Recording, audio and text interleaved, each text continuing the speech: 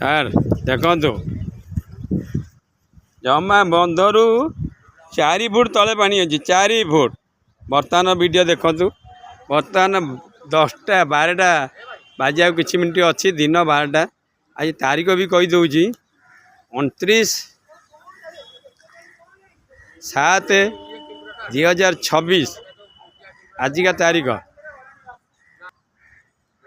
ଆଜି ହେଲା 30 ତାରିଖ ଗୁରୁବାର ବୁଝିଲେ 30/7/2026 दिन 12ଟା 10 ବର୍ତ୍ତମାନ ଦେଖନ୍ତୁ ଜୋବ୍ରା ପାଖରେ ଅଛି ଆଉ 4 ଫୁଟ ପାଣି 4 ଫୁଟ ଦେଖନ୍ତୁ ସାର୍ ସର୍ବେ 4 ଫୁଟ 4 ଫୁଟ ପରେ ପାଣି ଆହୁରି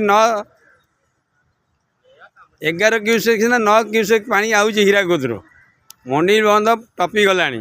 ବର୍ତ୍ତମାନ ଜୋବ୍ରାରେ କୌଣସି ଲୋକ ଆସିକି ଗୋଟେ ପ୍ରଶାସନ ବୋଲି କିଛି ନାହିଁ ଆମ ଦେଶରେ। ଶିକରପୁର ଜୋବ୍ରା ବିଚ୍ଛିନ୍ନ କୌଣସି ସିକ୍ୟୁରିଟି ଗାର୍ଡ଼ ଗୋଟେ ନାହିଁ। ବାଉଁଶ ଗୋଟେ ଦଉଡ଼ି ବାନ୍ଧି ଦେଇଛନ୍ତି। ଦେଖନ୍ତୁ ମୁଁ ତାକୁ ଦେଖାଉଛି ରାସ୍ତା ଉପରେ କେତେ ପାଣି ଆପଣ ଦେଖନ୍ତୁ। ଇଏ ହେଲା ରାସ୍ତା ଉପରେ ପାଣି ଦେଖନ୍ତୁ କୌଣସି ଲୋକ ନାହିଁ। ଗୋଟେ ବାଉଁଶ ବାନ୍ଧି ଦେଇଛନ୍ତି ସେପଟେ ବାରିକାଡ଼େ ଗୋଟେ ଦଉଡ଼ି ବାନ୍ଧି ଦେଇଛନ୍ତି। ମନ ଇଚ୍ଛା ଟ୍ରାକ୍ଟର ଫାକ୍ଟର ଆସୁଛି ଦେଖନ୍ତୁ କୌଣସି ପ୍ରକାର ସୁବିଧା ନାହିଁ। ପାଣି ବଢ଼ିବାରେ ଟିଭିରେ ପ୍ରବଳ ଘୋଷଣା କରାହେଉଛି। ବର୍ତ୍ତମାନ ପାଣି ଦେଖନ୍ତୁ ପ୍ରବଳ ଆକାରରେ ପାଣି ଆଉଛି।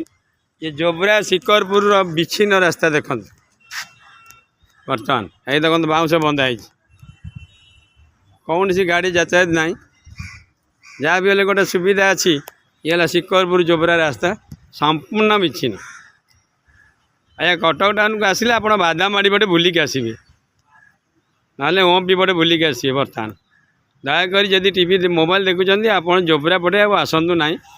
ଓମ୍ପି ବାଦାମବାଡ଼ି ଲିଙ୍କ ରୋଡ଼ 3ଟା ରାସ୍ତା ଅଛି ସେଇପଟେ ଆସନ୍ତୁ। ବର୍ତ୍ତମାନ ଦେଖନ୍ତୁ ପୁରା ସମ୍ପୂର୍ଣ୍ଣ ବୁଡ଼ି ଯାଇଛି ପାଣି ଆହୁରି ଆଗକୁ ଆଉଛି ବୁଝିଲେ।